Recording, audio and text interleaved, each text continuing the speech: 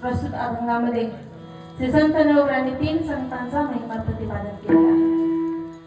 पहिल्या चरणामध्ये श्री संत ज्ञानेश्वर महाराजांचा महिमा प्रतिपादन केला। महिषी पुत्रामुखी बोलविणे श्रुती चालविणे भिंती वैसोनिया श्री संत ज्ञानेश्वर महाराजांचा महिमा या ठिकाणी प्रतिपादन केला। दुसऱ्या चरणामध्ये नामदेवांचा महिमा प्रतिपादन केला। लोहे हा सामान्य महिमा संतांचा, नैवेद्य हातीचा मूर्तीचे। आणि तिसऱ्या चरणामध्ये श्री संत तुकाराम महाराजांचा महिमा या ठिकाणी सांगितला आहे।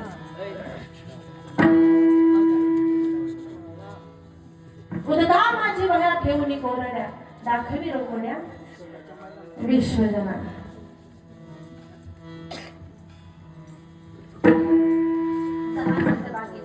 धावत्या वेगाने एवढं चरण सोडत आहे। रामेश्वर नावाचे भक्त, रामेश्वर भक्त तुकाराम महाराजांच्या काळी होऊन गेलेले आहेत। आणि मंबाजी बुवा आता बीज झालेले आहे। सगळ्यांनी सुंदर कीर्तनही या ठिकाणी ऐकलं असेल।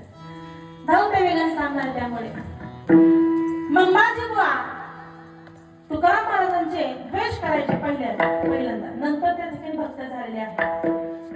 द्वेष करू लागले म्हणजे तुकाराम महाराज बहिर्देशाला जाता आणि रामकृष्ण हरी म्हणता, हे काही बरोबर नाही। मी म्हणत नाही, तोच म्हणून घेतो माझ्याकडून, मी काही करत नाही। असं कसं काय होईल? तुमची जीभ, तुमचं तोंड तुम्ही बोलता। नाही नाही, मी काही करत नाही। गेले रामेश्वर भट्टाकडे सांगितलं, हा तुका पहा। एकेकाळी तुकाराम महाराज तुकोजी शेठ म्हणायचे। 12 गावची महाजनकी होती त्यांच्याकडे। महाजनकी म्हणजे सावकाराला सरपंचाला कर्ज देणारी महाजनकी असते, ती तुकाराम महाराजांकडे होती। परंतु अर्ध्या आपल्या वह्या वाटायला आलेल्या त्यांनी इंद्रायणीमध्ये टाकून दिल्या। धन गेलं मान गेला, तुक शेठ होते त्यात येडा तुक्या झाले। रामेश्वर भट्टांकडे गेला म्हणे, या येड्या तुक्याने काय केलं माहिती का तुम्हाला? काय झालं? वेदाचा अर्थ सांगतात सामान्य माणसाला, त्या काळी वेदाचा अर्थ सामान्य माणसाला सांगत नव्हते। हा जो गाथा आहे ना तुकाराम महाराजांचा, हा पंचम वेद म्हटला जातो। वेदाचा अर्थच या गाथामध्ये आहे। वेदाचा तो अर्थ आम्हासीच ठावा, वेदाचा तो अर्थ आम्हासीच ठावा।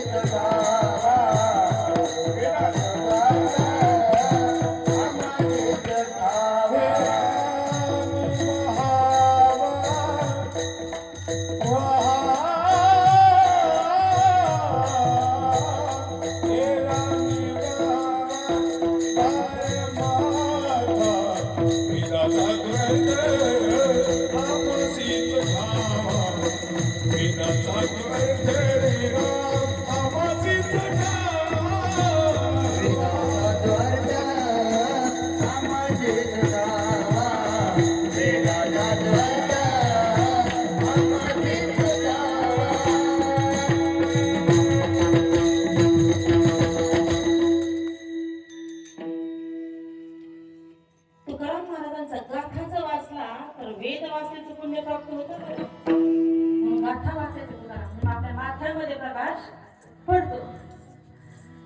असो, रामेश्वर भट्ट आणि मंबाजी बुवांचं बोलणं झालं। मंबाजी बुवा रामेश्वर भट्टांचे कान धरतायत। असं आहे का? ठीक आहे, तुकाराम बुवांना पाठवून द्या। तुकाराम महाराज सकाळी गेले त्यांच्याकडे। काय हो तुकाराम बुवा, तुम्ही म्हणे अभंग लेखन करता? हो। कोणी दिला तुम्हाला अधिकार? हा वेदाचा अर्थ सांगण्याचा अधिकार तुम्हाला कोणी दिला? मग मी काय करा अशी अपेक्षा आहे त्यांची? तुकाराम महाराज होते, भांडायला येत नव्हतं त्यांना। त्यांच्या विरुद्ध त्यांची पत्नी होती, प्रेमही तेवढीच करत होती। तर पत्नी जर सांगायची म्हटली ना मला अजून 2 तास लागतील, खरं प्रेम करावं आवली मातेला। आवली माता होती म्हणून तुकाराम महाराज आहेत। बरं, त्यांनी संसार या ठिकाणी पूर्ण केला म्हणून तुकाराम महाराज तिकडे जायचंच नाही असं. तुकाराम महाराज भांडताच येत नव्हतं. मग काय करायचं मी? इथून पुढे अभंग लेखन करायचं नाही. ठीक आहे, जशी तुमची मर्जी. पाठीमाग वळाले 4 पावलं चालेल. परत काय डोक्यात आलं काय माहिती तुकाराम महाराजांच्या. परत रामेश्वर भट्टाकडे पाहिलं, म्हणाले इथून पाठीमागे लिहिलेल्या अभंगाचं काय करू? 2 मिनिटे विचार केला. रामेश्वर भट्ट म्हणतात एक काम करा, इथून पाठीमागे जेवढं काय लिहिलेलं आहे तुम्ही तेवढं इंद्रायणीमध्ये दगडाला बांधून बुडून टाका. हे शब्द मात्र माझ्या तुकोबाच्या काळजाला लागले हो. दुष्काळामध्ये बायको मेली होती, मुलगा अन्न करून मेला होता, तरी कधी दुःख झाले नाही, डोळ्यातून पाणी निघालं नाही. आई वडील गेले, एवढं दुःख झालं नाही. समाज एवढा बोलत होता, बायको एवढी बोलत होती, तरी एवढं दुःख कधी झालं नाही. पण हा पंचम वेद ज्यावेळेस पाण्यामध्ये टाकायचा त्यावेळेस दुःख झालं. तुकाराम महाराजांच्या नयनामधून अश्रू येऊ लागले. कुणाकरता? आपल्या करता बरं, आपल्या जड मुलांकरता अश्रू येऊ लागले. आपल्या करता तुकाराम महाराज रडले. आपल्या उद्धारासाठी यांनी या ठिकाणी अभंग लिहिले. आमच्यासाठी कित्येक महाराज लोक ते अभंग या ठिकाणी म्हणतात, आपणही म्हणतो. आपल्यासाठी तुकाराम महाराज त्या ठिकाणी रडले. घरी आले, अख्ख्या घरभर वह्या पसरलेल्या होत्या. प्रत्येक वही उचलायचे, गाठोड्यात बांधायचा प्रयत्न करू लागले. आवली मातेने पाहिलं, नवऱ्याचा चेहरा पाहिल्याबरोबर काहीतरी घडलंय हे बायकोला समजतं. तिला बायको म्हणाली, आवली मातेला कळालं काहीतरी बिनसलंय नवऱ्याचं. अहो काय झालंय? काही नाही. काय झालं सांगा ना. काहीतरी बिनसलंय तुमचं. काही नाही, ह्या बाहेर पाण्यामध्ये उडवायला सांगितलं. मी नाही उडू देणार. कमरेला पदर खावला भांडायला निघाले. कोण म्हणतंय असं? अगं आवले, जर बाहेर नाही उडवल्या तर आपल्याला गावातून बाहेर जावं लागेल. बहिष्कार केलं जाते आपल्याला बाहेर जावं लागेल. कोण म्हणते आपल्याला बाहेर जावं लागेल? आपले आजोबा पंजोबा या गावामध्ये राहिले. कोण काढते त्याचा मुलगा बघला कमरेला पदर खावला निघाली घालायला. आवले असं काय करू नको. मग तुम्ही बाहेर उडायच्या नाहीत. तुकोबाला ऐकत नव्हते. देवाच्याच मनात असेल, देवच करतो सगळं असं तुकोबाला वाटत होतं. सगळ्या वह्या गुंडाळल्या कापडामध्ये, ओझं उचलत नव्हतं एवढ्या वह्या होत्या. सगळे लोक फिरी हसू लागले माझ्या तुकोबांना. त्यांचे 14 तारखेला धावत आले, महिलाबाई धावत आले. अहो नकोच तुकोबा, नका घेऊ. कोणी ओझं सुद्धा उचलू लागत नव्हतं त्यांना.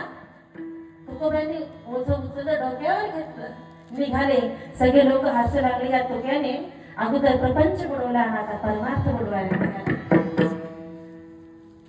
इंद्रायणी मातेच्या डोहाजवळ आलेले आहेत. दगड बांधणार पाण्यामध्ये वह्या टाकून दिल्या. वह्या बुडाल्या आणि माझे तुकोबाई एका खडकावर येऊन बसले दगडावर. भगवंताचा धावा चालू केला होता. 13 दिवस झाले. 13 दिवसांनी भगवंत आलेला आहे. आता सांगायचंच नाही जास्त, का पटकन जायचं आपल्याला. 2 मिनिटं लागले त्याच्यावर पटपट जायचं. 13 दिवस झाले. सगळेजण उपाशी होते मायबाप. 13 दिवसानंतर भगवंत आले. रे भगवंता का उशीर लावला रे वेळेला? हाक मारली की द्रौपदीसाठी येतो. हाक मारली की धावून येणार. इतके दिवस का लावले? 13 दिवस काय केलं तू? भगवंत म्हणून मी 13 दिवस पाण्यात होतो तुझ्यासाठी. इंद्रायणी माता, मी पाण्यामध्ये लगेच गेलो होतो तुझे अभंग काढण्यासाठी तुकोबा. पण इंद्रायणी मातेने माझा हात धरला. म्हणे या तुकोबाने या माझ्या कडेला माझ्या काठावर बसले अभंग रचले. हे अभंगाचं पारायण मला करायचं. अभंग घेऊन जाऊ देणार नाही. मी माझ्या सगळ्या सोयीने बहिणींना बोलवलं आहे. तापी, सरस्वती, नर्मदा, कावेरी सगळ्या नद्यांना बोलवलं आहे. आणि याचं पारायण मला करायचं, घेऊन जाऊ नको. देव म्हणजे ठीक आहे. माझ्या तुकोबाचे अभंगाचं पारायण करायचं. पान उलटायला मी थांबेल. 13 दिवस तुला गाठासाठी मी पाण्यात होतो रे तुकोबा. मला माफ कर, मला उशीर झाला. उदगा माझी वह्या ठेवली कोरड्या, टाकली रोकड्या विश्वजना. 13व्या दिवशी वह्या कोरड्या काढल्या. उदगा माझी वह्या ठेवली कोरड्या, उदगा माझी